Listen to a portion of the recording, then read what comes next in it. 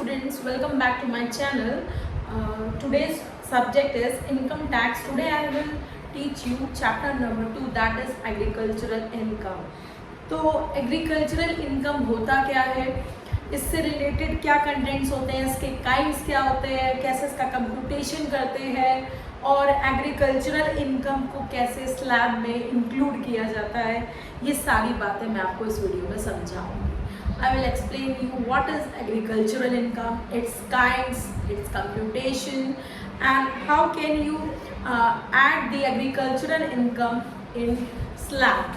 This is my second chapter, agricultural income. Today I will discuss about agricultural income's meaning and its kind. It has three kinds, which is given in differently in book, but I will teach you in one chart. First is fully agricultural income, second is partly agricultural income, and third is non-agricultural income. Now this is meaning of agricultural income. यानी कि agricultural income से हम क्या समझते हैं, what does it mean. तो agricultural income को हिंदी में देखा जाए तो कृषि आय कहते हैं.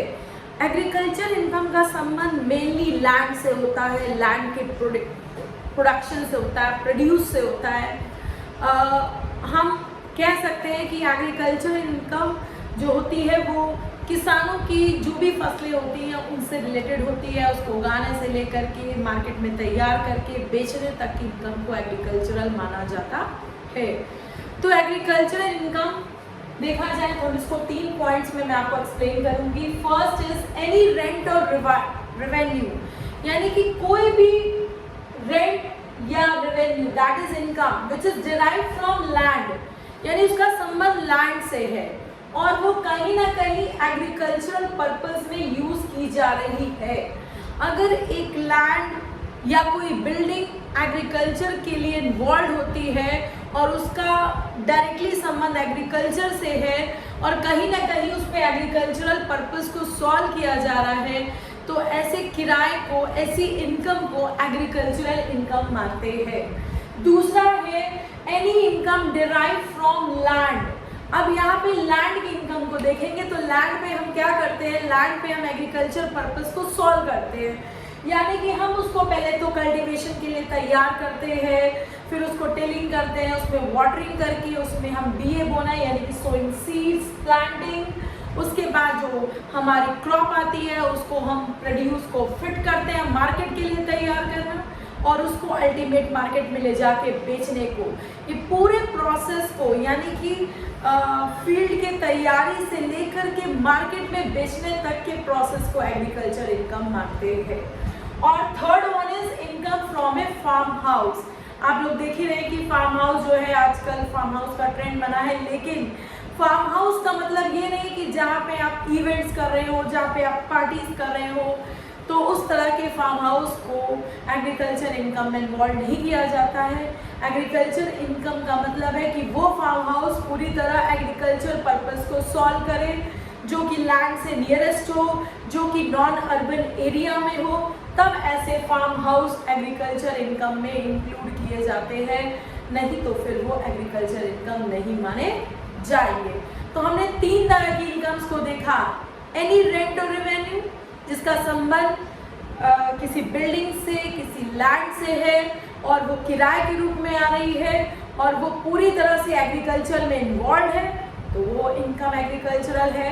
दूसरा, अगर हम लैंड पे पूरे एग्रीकल्चर पर्पस को सॉल्व करते हैं, हम उस पर सोइंग सीड से लेकर के उसको प्रोड्यूस को making the produce fit for the market और सेलिंग इट, तो पूरे प्रोसेस को हम एग्रीकल्चर इनकम मानते हैं. और थर्ड, एक फार्म हाउस की इनकम को भी हम एग्रीकल्चर इनकम मानते हैं. तो इस तरह से मैंने आपको बताया कि एग्रीकल्चर इनकम क्या होती है. Now the next topic is kinds of agricultural income, यानी कि एग्रीकल्चरल इनकम कितने टाइप्स की होती है और कैसे इसको हम देखेंगे. तो जैसे कि बुक में आपने देखा होगा कि इसको अलग अलग तरह से समझाया है. कहीं पे एग्रीकल्चर इनकम के बारे में बताया है, कहीं पे पार्टली एग्रीकल्चर इनकम के बताया है, कहीं पे नॉन एग्रीकल्चर इनकम को अलग से बताया है. तो मैं इस वीडियो में आपको एक ही चार्ट में तीनों को एक्सप्लेन करूंगी। तो पहला है हमारा फुली एग्रीकल्चरल इनकम। तो फुली एग्रीकल्चरल इनकम को हम कैसे देखेंगे? तो my first part is fully agricultural income, second is partly agricultural income and third is non agricultural income. Fully agricultural income means the income is totally taken as agriculture income, nothing is taken as business income।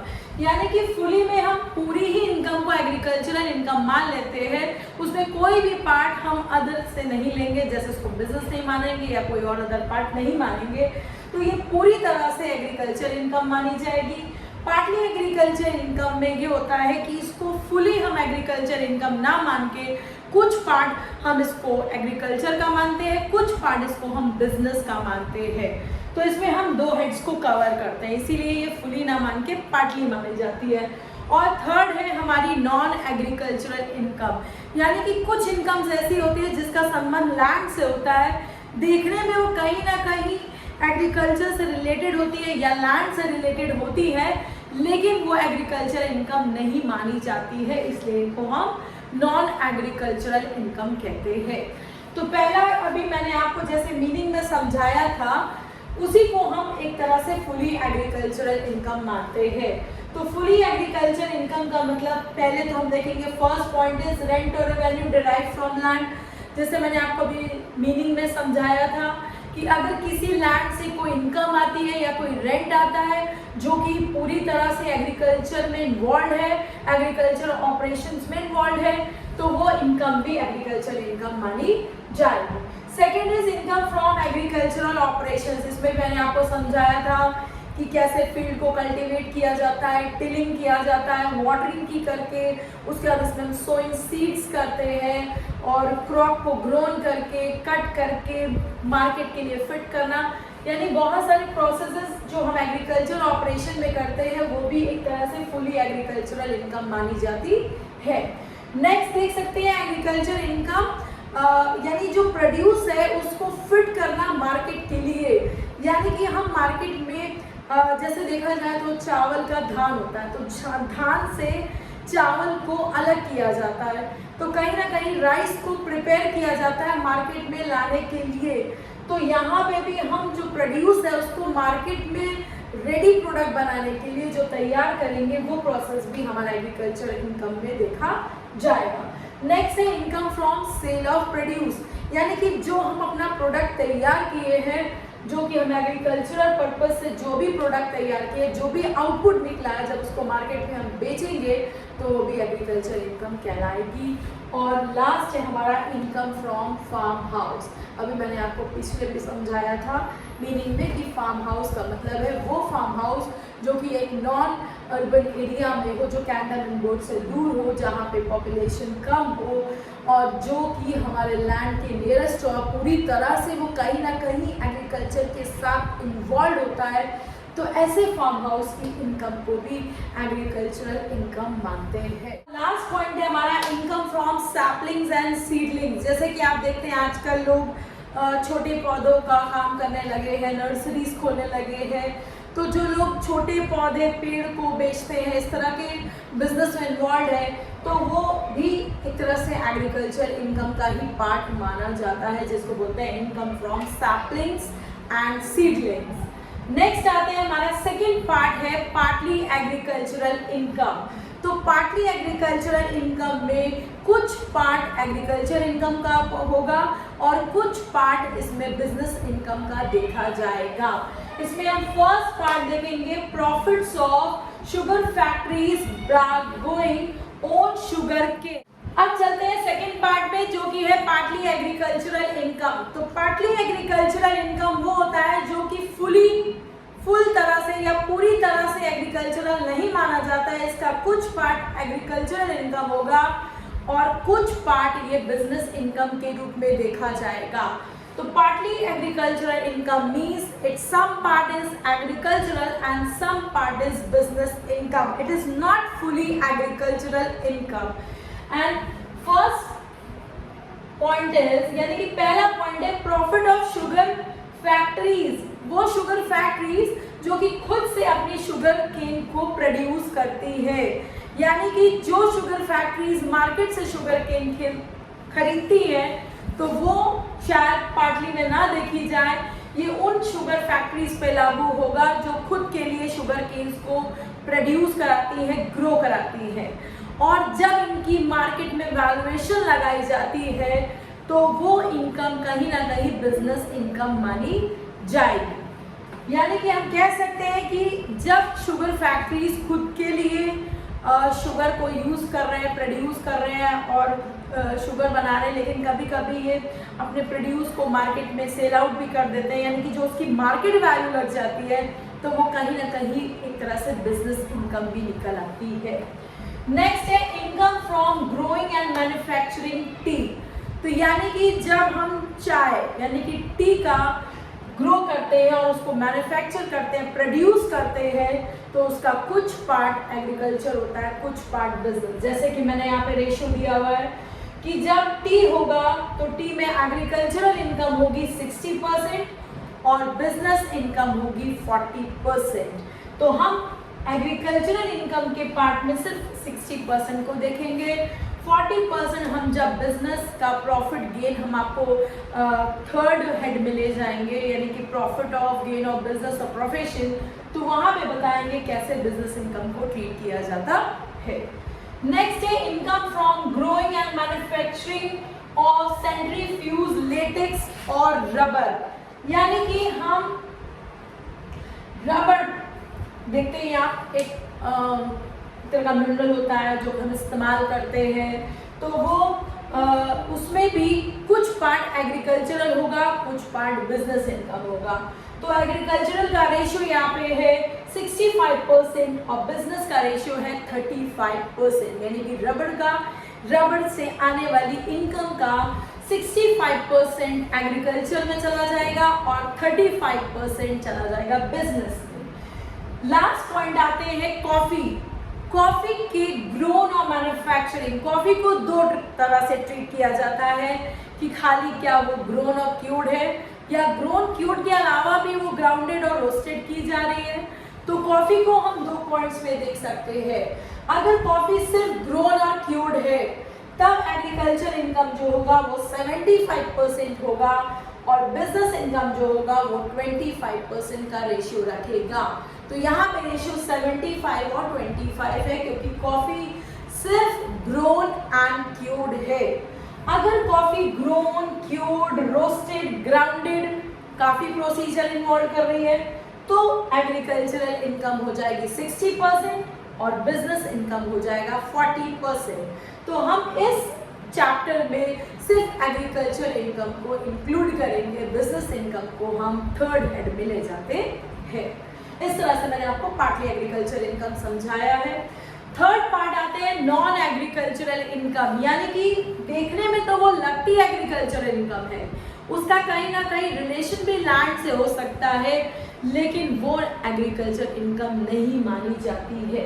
जैसे income from markets, जहाँ पे agriculture markets लगता है, हाट लगता है, मंडी लगती है, वो मार्केट भी एग्रीकल्चर प्रोड्यूस से रिलेटेड होता है, लेकिन वो एग्रीकल्चर इनकम नहीं मानी जाए।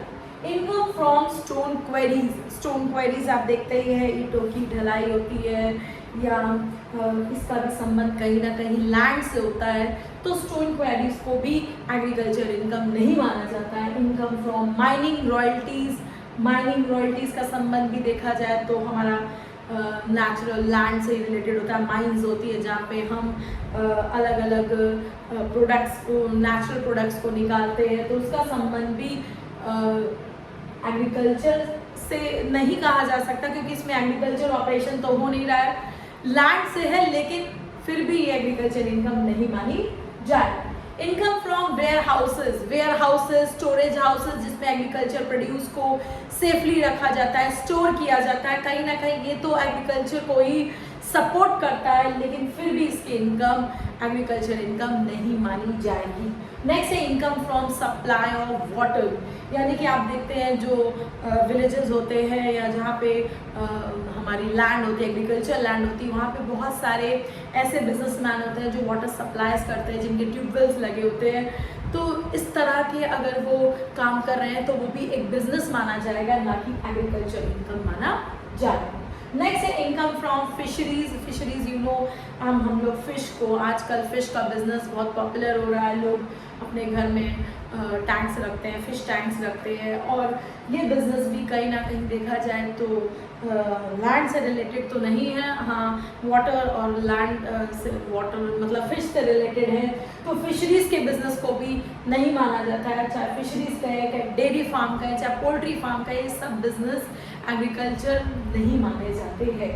नेक्स्ट है income of buyer of ripe crop, यानी कि अगर कोई व्यक्ति कोई पकी पकाई फसल खरीदता है, यानी कि वो सिर्फ सेल आउट करता है, यानी कि परचेज करता है, जैसे मैंगो ट्रीज होती है, मैंगो ट्रीज के मैंगो को देख करके ही लोग ट्रीज को बेचते हैं और उसको खरीदते भी हैं लोग, उसकी वैल्यूएशन लगाते हैं। तो अगर कोई हमारे क्रॉप की वैल्यूएशन लगाता है और वो राइप क्रॉप खरीदना चाहता है तो उसमें कहीं ना कहीं एग्रीकल्चर का इन्वॉल्वमेंट थोड़ा कम होता है, तो उस तरह की इनकम को भी हम एग्रीकल्चर इनकम नहीं मानते हैं।